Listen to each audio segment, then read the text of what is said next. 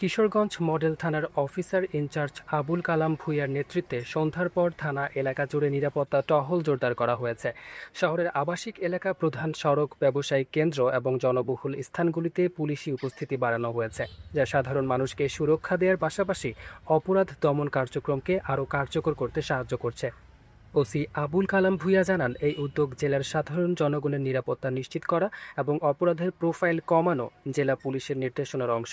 তিনি উল্লেখ করেন, নির্জন এলাকা, পার্কিং জোন, গুরুত্বপূর্ণ সড়ক এবং শহরের ফাঁকা রাস্তায় সন্দেহজনক কর্মকাণ্ডের প্রতি বিশেষ নজর রাখা হচ্ছে।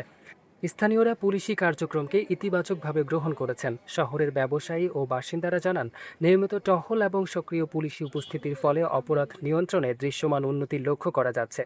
পুলিশ জানিয়েছে, এই অতিরিক্ত নিরাপত্তা টহল অব্যাহত থাকবে। ওসি ভূঁইয়া আশ্বাস দেন, জনসাধারণের নিরাপত্তা নিশ্চিত করতে এবং অপ্রত্যাশিত ঘটনা রোধে পুলিশ সব সময় প্রস্তুত থাকবে। এছাড়াও পুলিশ সপ্তাহের বিশেষ দিনগুলোতে রাতে ভ্রাম্যমাণ টহল বাড়ানোর পরিকল্পনা করেছে, যাতে শহরের প্রতিটি এলাকা নজরদারির আওতায় থাকে। জনগণকে নিরাপদ রাখার জন্য সচেতনতা ও সতর্কতার পাশাপাশি পুলিশি তৎপরতা বাড়ানো হচ্ছে। স্থানীয় প্রশাসনও এ উদ্যোগের প্রশংসা করেছেন এবং অন্যান্য উপজেলা ও থানা এলাকায় এর সফল বাস্তবায়ন নিয়ে ইতিবাচক প্রতিক্রিয়া ব্যক্ত করেছে। যথাযথ সমন্বয় এবং পরিকল্পনার মাধ্যমে কিশোরগঞ্জ শহরে অপরাধ নিয়ন্ত্রণ এবং জননিরাপত্তা নিশ্চিত করা পুলিশি কর্মকাণ্ডের মূল লক্ষ্য হিসেবে ধরা হয়েছে। সন্ধ্যা 7টা থেকে দোকানপাট সব বন্ধ। তো প্রথম দিন হিসাবে আমরা শহর ঘুরে দেখলাম যে মানুষ মোটামুটি নিজেরাই স্বতঃস্ফূর্তভাবে অনেকটা সাড়া দিয়েছে।